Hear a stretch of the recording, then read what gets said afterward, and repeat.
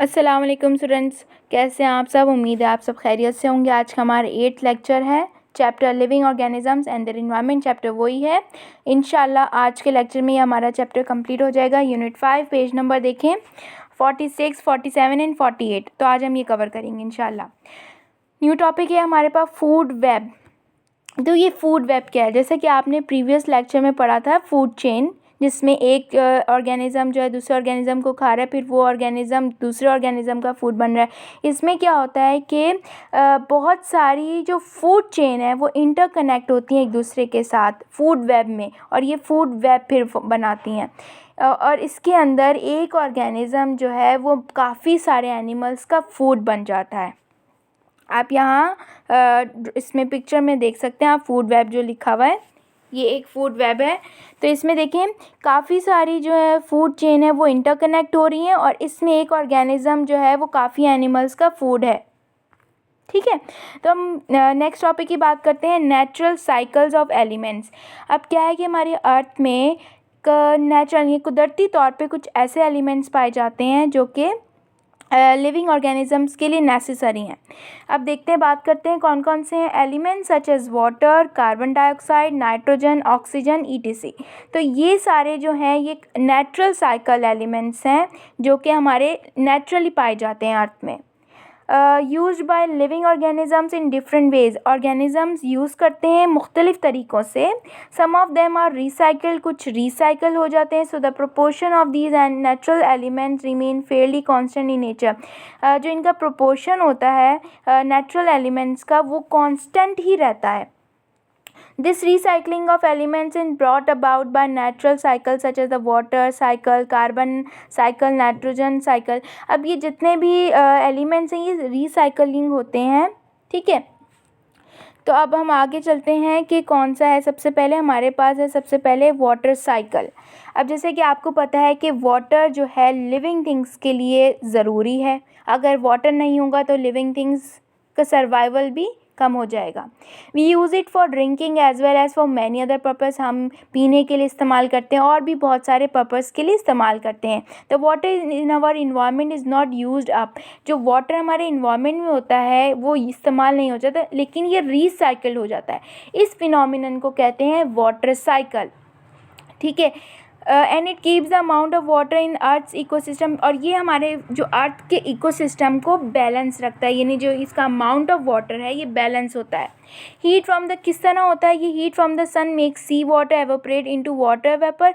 अब जो हीट होती है, सन की हीट होती है, ये क्या करती है जो सी वाटर होता है उसको एवोपरेट कर देती है वाटर वेपर में। और फिर क्या होता है कि वो रेन के उसमें शक्ल में आ जाता है, यानी कि फिर बारिशों में के थ्रू हमारे पास ये पानी आ जाता है। Rain water carried back to the sea by rivers. वही फिर रेन वाटर जो है वो वापस सी वाटर में आ जाता है।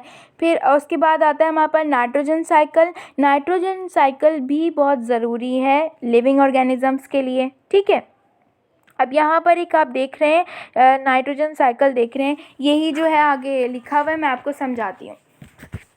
नाइट्रोजन इज़ एन इसेंशियल, ये देखिए यहाँ देख सकते हैं, nitrogen is an essential element for life because it helps to form protein. अब नाइट्रोजन जो है वो एक इसेंशियल एलिमेंट है, यानी कि बहुत ज़रूरी एलिमेंट है जो कि लिविंग ऑर्गेनिजम्स को प्रोटीन देता है, हेल्प करता है प्रोटीन बनाने में। Protein is the basic material of all living things. अब अगर प्रोटीन नहीं होगा तो लिविंग ऑर्गेनिज्म का जो है ग्रो नहीं कर पाएंगे, वो बन नहीं पाएंगे। इसलिए प्रोटीन जो है वो बेसिक मटेरियल है फॉर ऑल लिविंग ऑर्गेनिजम्स के लिए। ठीक है, the circulation of nitrogen compounds in the environment is called.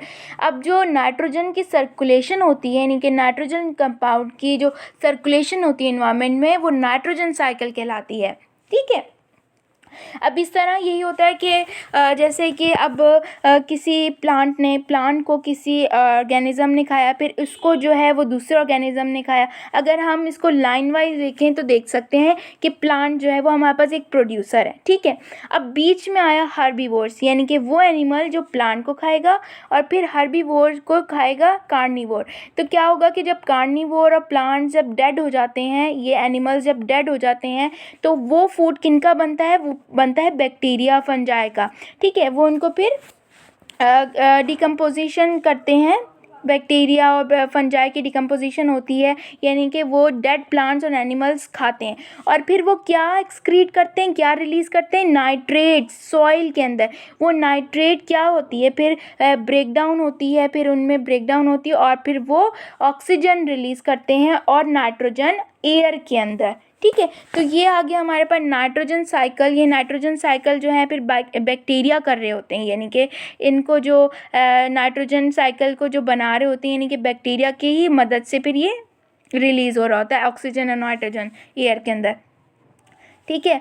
फिर क्या होता है, हम कार्बन साइकिल। अब कार्बन जो है ये भी एक नेसेसरी एलिमेंट है, यानी कि ये ह्यूमन के पास, यानी कि ऑल लिविंग थिंग्स के पास होता है, ठीक है। कार्बन जो है इन आवर इकोसिस्टम, यानी कि इकोसिस्टम में carbon circulate from the environment into living things and then back again to the environment. अब क्या होता है कि सर्कुलेट करता है इन्वायरमेंट में लिविंग थिंग्स के अंदर and then back to the environment, और फिर वापस इन्वायरमेंट में आ जाता है, ठीक है।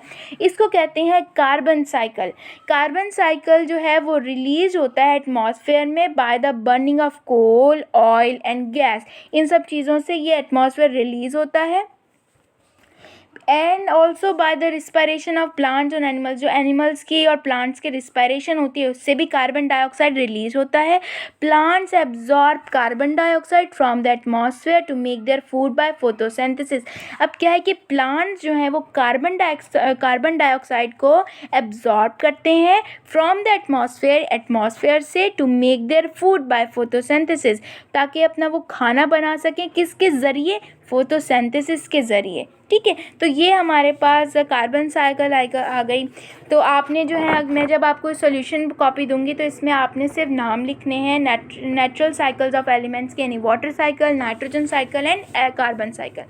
अब आपका ये जो है चैप्टर कंप्लीट हो गया है। इंशाल्लाह वेडनेसडे वाले दिन हम अपना न्यू चैप्टर स्टार्ट करेंगे। अब आपने क्या करना है कि ये चैप्टर तो आपका कंप्लीट हो गया ना, तो जब आप कमिंग थर्सडे है आपने इसमें इस चैप्टर की प्रेजेंटेशन मुझे देनी है, ठीक है।